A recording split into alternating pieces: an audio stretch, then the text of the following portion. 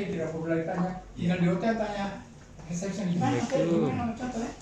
Tidak, saya sudah tahu. Dia tinggal pergi. Kemudian ketika dia pulang di Jakarta, waduh enaknya makan coto serigala. Padahal kalau bahasa serigala itu jalan serigala. Dia bisa bercerita, luar biasa. Seperti itu kan menarik. Seperti itulah sekarang jadi sajian saja media yang mengikuti perkembangan. Yaitu ketika bermain di media sosial, kita juga harus mengikuti apa yang jadi keinginan masyarakat. Dan kalau itu tentang kontennya, topik-topik isinya, cara menyajikannya juga harus berubah. Kalau nggak bisa di media sosial, coba bikin cerita panjang-panjang. Kalau tidak di-script, scroll ke atas, pindah lagi. Makanya di media sosial, apalagi kalau menulis, selain prinsip jurnalistik di masa lalu harus tetap diterapkan, itu dengan kalimat-kalimat yang padat, jelas, singkat, bahasa Indonesia yang baik, benar.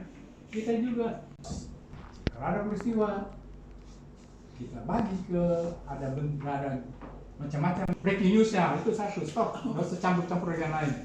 Kemudian berkaitan dengan mahasiswa yang tadi yang meninggal yang mau belajar di Amerika, nah, bikin berita yang baru menyajikan informasi ke masyarakat itu enak ditangkap, enak dibaca dan cepat dipahami. Kita jangan kumpul semua itu informasi jadi satu, mesti mereka sudah scroll aja deh terlalu banyak. Nah itu perkembangan yang terjadi di industri media secara global. Kalau kita tidak mengikutinya, ya sudah kita ketinggalan. Ada lagi yang lain yang perkembangan yang terjadi sekarang ini.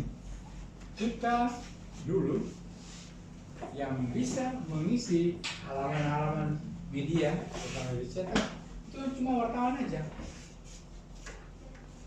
Sekarang warga sudah jadi wartawan, itu yang disebut jurnalisme warga. Dan Tribun sering menerapkan itu istilah citizen reporter. Jadi bukan wartawan yang nulis, orang dari luar, warga dari luar. Kalau ada peristiwa menarik, dikirim. Tetap prinsip jurnalistik itu berlaku. Dicek dulu apakah di menulis ataunya ada.